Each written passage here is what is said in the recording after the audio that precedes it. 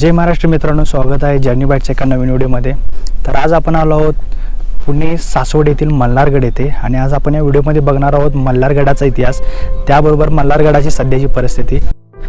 जर तो चोर दरवाजाकडून जर आलात तर तुम्हाला एक पहिला चेकपोस्ट लागेल आणि चेकपोस्टवरती तुम्हाला एक पावती मिळेल जिथे की 4 व्हीलरसाठी 40 रुपये आणि ट्रॅव्हलसाठी 100 रुपये कर आकारतात या गडावर प्रवेशासाठी। तर ही आहे याची पावती मल्हारगड वृक्ष संवर्धन समितीकडून आणि इथून आपण मल्हारगडाच्या चोर दरवाजामध्ये पोहोचतोय। चला मग बघू पुढे काय आहे। तर सध्या हा आहे माझ्या मागे मल्हारगडाचा मेन प्रवेशद्वार आणि ह्या साईडून कशी जी एंट्री येते इथपर्यंत आपल्या जे पण बाईक्स गाड्या असतील त्या आपल्याला इथं पण येतात आणि हा आहे साईड मल्हारगडाचा काहीसा परिसर। तर पावसाळ्याच्या वेळी या ठिकाणी बरेच म्हणजे पाऊस बऱ्यापैकी पाऊस होतो, त्यामुळे हिरवळ होते आणि ही जी डोंगराई दिसते पूर्णपणे हिरवीगार होते त्यावेळी। आणि हा आहे स्वराज्यातील बांधलेला शेवटचा किल्ला जो की पेशवाई काळात बांधलेला आहे। ह्या गडाला जाण्यासाठी दोन दरवाजे आहेत, एक म्हणजे मुख्य दरवाजा आणि दुसरा म्हणजे चोर दरवाजा।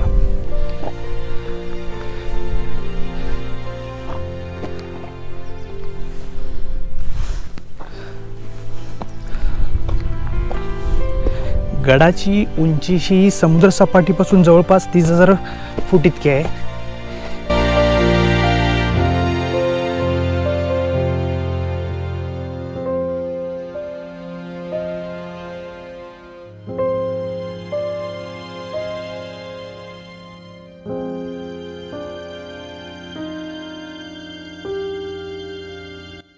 तर आता आपण जातोय चोर दरवाजाने आणि चोर दरवाजा थोड्याशा पायऱ्या चढून वरती आल्यानंतर आपल्याला दिसतोय मागे दिसतोय हा पूर्ण अवतीभोवतीचा परिसर। आणि यामध्ये जर बघितलं तर प्रामुख्याने आता सध्या आपल्याला दिसते ते पेरूची आणि अंजीरची शेती, या ते बऱ्याच बागा आपल्याला दिसतात। आणि आपण इथून आत्ता वरती आलेलो आहे। हा आहे चोर दरवाजा, मुख्य दरवाजाही तुम्हाला या व्हिडिओमध्ये मी दाखवतो।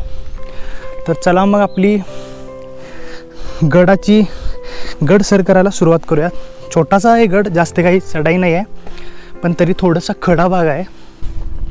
तर आता आपण पोचलोय चोर दरवाजापाशी आणि आता आपण चोर दरवाजातून इथून प्रवेश करूया आणि बघूया आतमध्ये काय आपल्याला बघायला मिळते। हा आहे चोर दरवाजा।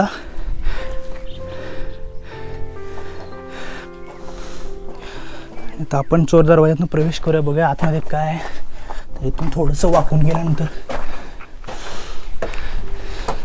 आतमध्ये सरळ आपला प्रवेश होतो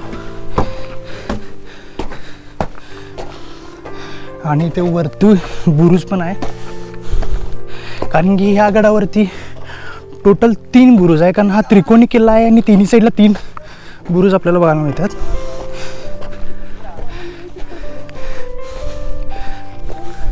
सध्याची बुरुजची स्थिती थोडीशी ढासळलेली आहे, किल्ल्याची बरीच पडझड झालेली पण दिसते। आणि चोर दरवाजावरून वरती आल्यानंतर आपल्याला थोडासा मोकळा परिसर दिसतो।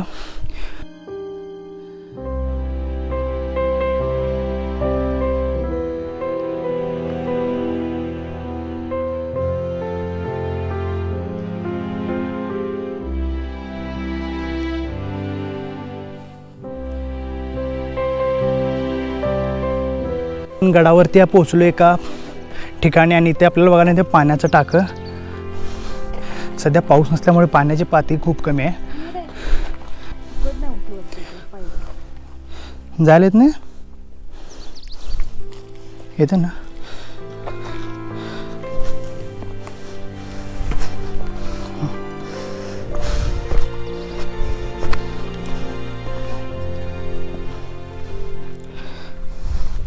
तर इथे एक पाण्याचा साठा आपल्याला बघायला मिळतोय गडावरती। पावसाचं प्रमाण आता सध्या कमी असल्यामुळे पाण्याची पातळी पण कमी आहे, पण आपण बघू शकतो इथे अशी रेष उठलेली दिसते आपल्याला। मे बी तेवढं पाणी दरवर्षी म्हणजे पावसाळ्याच्या वेळी पण एवढ्या लेवलला पाणी या टाकीमध्ये भरत असणार आहे। तर मल्हारगडाच्या इतिहासाबद्दल थोडं जाणून घ्यायचं म्हटलं तर या गडाचं नाव मल्हारगड कसं पडलं, तर जवळपास असणारा जेजुरीचा गड म्हणजे आपला खंडोबा देवाचा गड, त्या खंडोबाच्या नावावरून या गडाचं नाव पडलेलं आहे मल्हारगड। तसेच हे झालं जो की हा पेशवाईचा काळ होता आणि या काळामध्ये पेशवाई तोफ विभागाचे प्रमुख कृष्णराव पानसे यांच्या काळात या गडाचं बांधकाम झालं आणि या गडाला स्वराज्याचा शेवटचा बांधलेला गड असं म्हणतात। याचं कारण असं की 1750 ते 60च्या काळामध्ये वाढतं शत्रूंचं आक्रमण, यामुळे नवीन किल्ले बांधणे हे त्या काळात शक्य नव्हतं। म्हणजेच जुने जे किल्ले आपले बांधलेले आहेत त्यांना जतन करणे, त्यांचं संरक्षण करणे ही काळाची गरज होती आणि त्याच कारणामुळे इथून पुढे स्वराज्यामध्ये कोणतेही गड बांधले गेलेले नाहीत। मल्हारगड हा एक ऐतिहासिक असा गड आहे ज्याचं स्वराज्यामध्ये शेवट बांधकाम झालं। स्वराज्यामध्ये या गडाचं महत्त्व खूप आहे, कारण हा अशा ठिकाणी आहे, सासवड या ठिकाणी, म्हणजेच इथून आपल्याला जेजुरीचा परिसर असू दे, सासवडचा परिसर असू दे आणि पुण्यामध्ये उत्तरेकडून येणारा व्यापारी मार्ग असू दे, तो त्या काळचा मार्ग, या सर्व मार्गांवरती तसेच परिसरामध्ये लक्ष ठेवणे आणि शत्रूंची हालचाल असू दे किंवा कोणतीही मोहीम असू दे, त्यासाठी या गडाचं खूप महत्त्व होतं। आणि पेशवाई काळानंतर ज्यावेळी इंग्रजांनी, ब्रिटिश ईस्ट इंडिया कंपनीने ज्यावेळी सर्व गडांच्यावर कब्जा केला, त्यामध्ये हाही गड होता जो की नंतर इंग्रजांनी त्याचा उपयोग केला आणि इंग्रजांनी या गडाचा लष्करासाठी बऱ्याच प्रमाणात उपयोग करून घेतला। तर चला आपण पुढे बघूया अजून गडावरती आपल्याला काय काय बघायला मिळतं। तर अशा काही आहेत ह्या गडावरती लक्ष ठेवण्यासाठीच्या जागा। आता इकडून जर परिसर बघितला तर हा सासवड वगैरे इकडं साईडचा परिसर आहे आणि इथून हे जे आपल्याला दिसते ही गोष्ट म्हणजे की यामधून पहारेकरी ज्यावेळी एखाद्या शत्रूचं आक्रमण आपल्यावर होईल यातून दगडी गोळे वगैरे इथून टाकायचे, त्यामुळे जे शत्रूला वरती येण्यासाठी अडचण निर्माण व्हायची। ह्यासाठी हे पहाऱ्याचे जे ठिकठिकाणी अशा प्रकारे आपल्याला दिसून येतं। थोडी पडझड झालेली आहे सध्या गडाची, पण बाकी गड तसा मजबूत आहे।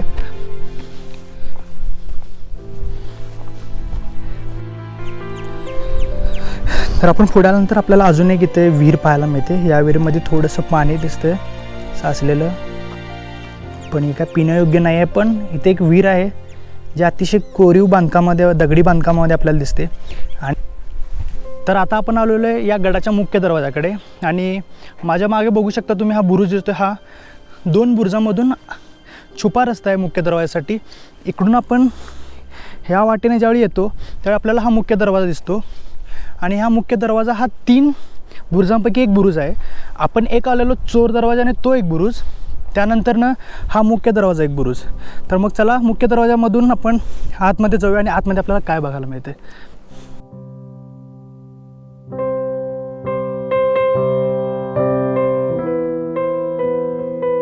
जसं आपण दरवाजामधून आत जाऊ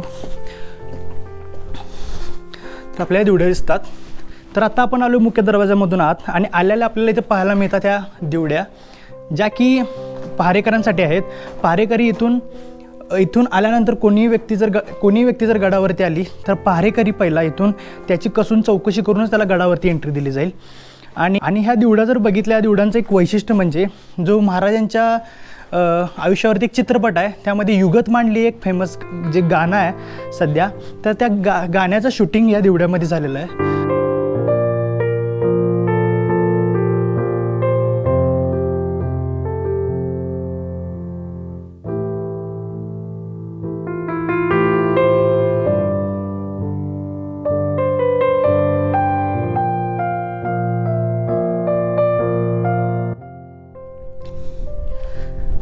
गडकोट वासरूकडून इथे एक चांगला मेसेज लिहिलेला आहे, तटबंदी ही गडकिल्ल्यांच्या रक्षणासाठी आहे, तुमची नावं गिरवायला नको। अगदी बरोबर आहे। इथे नाही कोणत्या पण किल्ल्यावर गेला आपण तर कोणत्याही प्रकारची नुकसान गडकिल्ल्यांना करता कामा नये किंवा कोणतेही आक्षेपार्ह शब्द असू देत किंवा तुमची नावं असू देत, हे काहीच न लिहिता त्या गडाचं संरक्षण कसं करता येईल आपण बघितलं पाहिजे। आपलेच गड आहेत, आपणच जपले पाहिजेत आणि येणाऱ्या पिढीसाठी आणि आपल्यासाठी, हे दोघांसाठी चांगली गोष्ट आहे। कचरा असू दे किंवा कोणत्याही प्रकारची नुकसान गडाला न करता या गडाला आपण मन भरून बघून याचा इतिहास जाणून घेऊन या गड किल्ल्याचं महत्त्व समजून घेतलं पाहिजे। तर आता आपण येऊन पोचलोय महादरवाजापाशी। माझ्या मागे बघू शकता हा महादरवाजा। जसं आपण मुख्य प्रवेशद्वारातून जसं पुढं आलो तसं आपण महाद्वाराजवळ येऊन पोचतो। हा आहे महादरवाजा आणि ह्या महादरवाजामधून आतमध्ये प्रवेश केला तर आपल्याला एक लगेचच मंदिर बघायला मिळते. त्याच्या आधी हा आहे महादरवाजाचा काहीसा भाग आणि इथून आतमध्ये प्रवेश केल्यावर आपल्याला एक मंदिर दिसतंय आणि ह्या साईडला एक मंदिर. अशी दोन्ही मंदिर आपल्याला जवळपास दिसतात. यामध्ये एक मंदिर आहे महादेवाचं आणि दुसरं मंदिर आहे ते म्हणजे आपलं खंडोबाचं. तर ह्या साईडला जे दिसतंय हे महादेवाचं मंदिर आहे आणि त्याच्या अपोजिट साईडला जे आहे ते खंडोबाचं मंदिर आहे. तर चला पटकन जाऊन दर्शन घेऊ.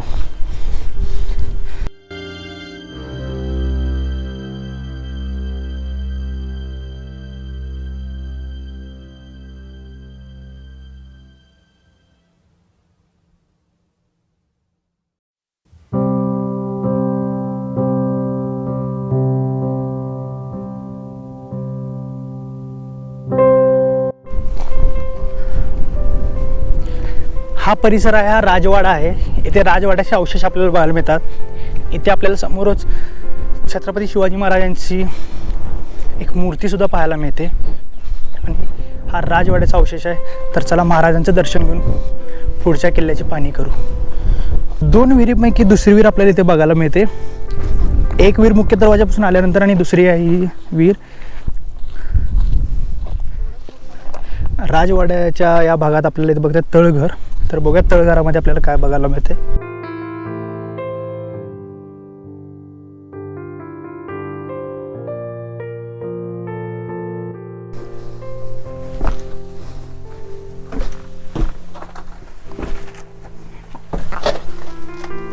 तर ही आहे मल्हारगडावरील एक तळघर. मल्हारगडावरील स्वच्छता अभियानामध्ये या तळघर आपल्याला बघायला मिळाले. अशी बरीच वास्तू आहेत प्रत्येक गडावरती जी की ढिगाऱ्याखाली दबली गेलेली आहे. देवकृपेने आपल्याला प्रत्येक ठिकठिकाणी ज्या काही वास्तू अशा आहेत त्या उत्खननातून किंवा स्वच्छते मोहिमेतून आपल्याला बघायला मिळतील.